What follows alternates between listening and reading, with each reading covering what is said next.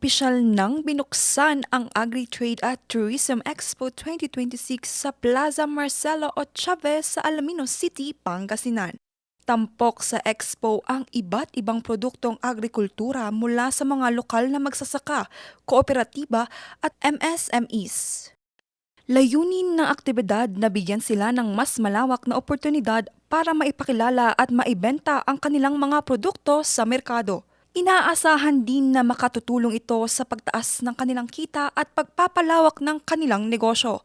Ayon sa Department of Agriculture Region 1, patuloy nilang isinusulong ang mga programang magpapalakas sa produksyon ng agrikultura at pangisdaan, kasama ng ang pagpapabuti ng mga post-harvest facilities at pagpapalawak ng akses sa merkado. Tiniyak naman ng lokal na pamahalaan ng Alaminos ang kanilang pagtulong sa mga magsasaka at hindi sila mapag-iiwanan sa pag-unlad ng lungsod. Magtatagal ito hanggang sa linggo ika-22 ng Marso.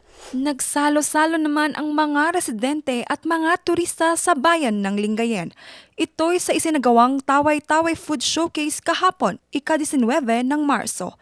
Dito, ipinatikim ang mga lokal na delicacies na alok ng ilang barangay at ng mga MSMEs.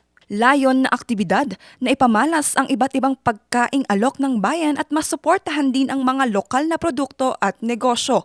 Ang nasabing aktibidad ay parte ng pagdiriwang ng Bagoong Festival 2026. Juliana Kayakay, RNG News.